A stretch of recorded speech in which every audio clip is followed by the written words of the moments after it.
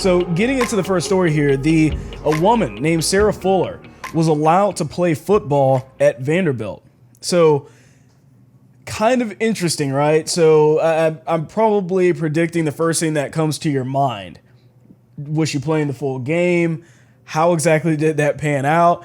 So here's what it looked like. Is on the field in Columbia, Missouri, as Sarah Fuller is about to put her right foot into a football, speaking volumes to women around the world. Awesome moment. You can hear the crowd. Everybody understands what's happening right now. This is a pretty cool moment.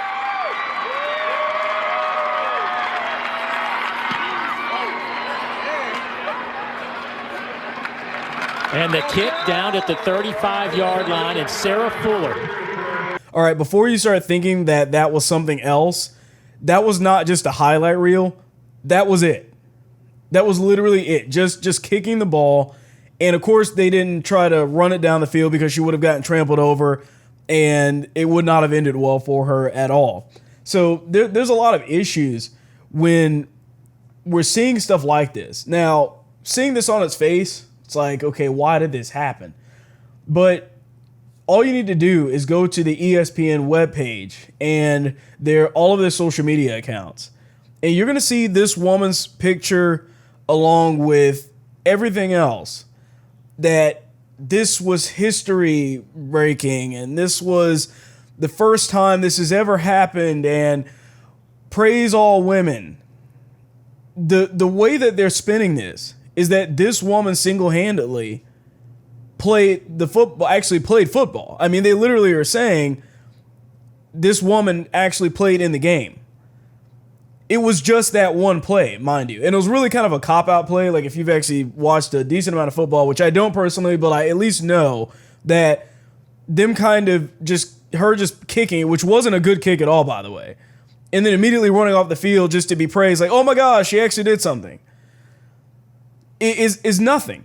It's literally nothing, but yet the left is going to tell us that this is the single most important thing that's happened over the weekend. It's absolutely ridiculous, and it's a lie. So the team, Vanderbilt, actually lost that game 41-0. Now, you're not going to see that on their social media, of course. They don't want to, of course, slam her or make her look bad in any way. It's just the highlight is that she did a kickoff. That's literally it.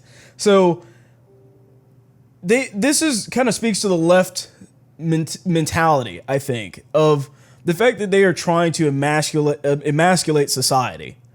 Everything that they do is set up to take the focus away from men and put it all on women. And it's pretty sad, because the problem with doing this is that I don't think anybody normally has an issue with saying, hey, this woman did a good job, just as much as they wouldn't have an issue with them saying, hey, this guy did a really good job at something. But the left has to put men down in order to lift women up. And that's some of the biggest problems that we're seeing in society. And the fact that they're doing this to this lady when their team is terrible and they got completely rolled in this entire game. But what they're going to focus on is one play that anybody could have been there doing, by the way. Now, it's apparently reported that she's, I guess, a soccer player normally. But either way, it's ridiculous that the left tries constantly to put women in the place of men and think that there's no difference. But yet, reality's going to kick in at some point. There's going to be some time when somebody's going to actually put a woman in a football game, and she's going to get destroyed. And it's unsafe for women. And I think even the women know that. But yet they want to, for some reason, pretend and live in this fantasy reality that women are absolutely just as equal in strength to men. And like I said, we're talking about college level sports, we're talking about pro sports, whatever it may be. It's just not the truth, which of course the left is entirely afraid of. Women could play football if they wanted to. There actually are some female football leagues. But you're going to find something quite interesting with all of them, and that's that they're probably wearing some scantily clad outfits. Because even they know, the people that are putting their money behind this stuff, the people that are showing this on TV, even they know that the only way that people are actually going to pay attention to females in sports like this is if they are wearing something extremely revealing. In other words, overly sexualizing them, which is something that the left normally hates, given the right situation, of course. I mean, if a man looks, then oh my goodness, that's terrible. But you know, if we have to make women play a sport of any kind, we're going to put them in the shortest shorts we can find. And you'll see that repeated with volleyball, with tennis. A lot of sports that women are in are where they're wearing significantly more revealing clothing than men are.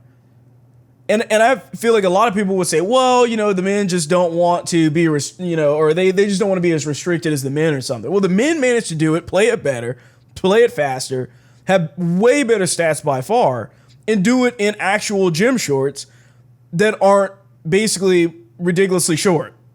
So if they can do it, there really should be no excuse why women couldn't do it either. But we all know what the true reasoning is behind it. The left has to deny reality in order to make things fit their narrative. That's the only thing that they know how to do. They can't look at the truth. They can't actually inspect society and see it as it is. They always are focused on trying to change something in order to make it their reality. But the problem is that you can't change reality. So no matter how much they want to try, of course, to switch things around and make things fit their narrative, there's going to come a time when they're going to be faced with just the hard truth. And there's nothing that they're going to be able to do to fix that at that point. There's going to be women that are hurt because of this, and it's ridiculously sad.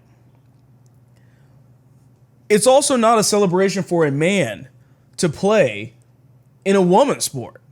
I mean, the left would never want to see that reversed, what they did there in the Vanderbilt situation. They wouldn't, of course, want to see a man try to put himself in a woman's sport and then celebrate him for what he's doing.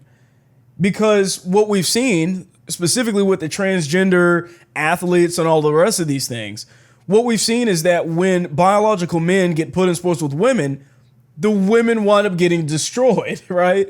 It's not a good thing for women. There's plenty of women that have come out recently and have told their stories about how their titles were stripped from them, how they were cheated out of a competition, all because somebody that identified as a woman wanted to compete. And it doesn't make any sense whatsoever.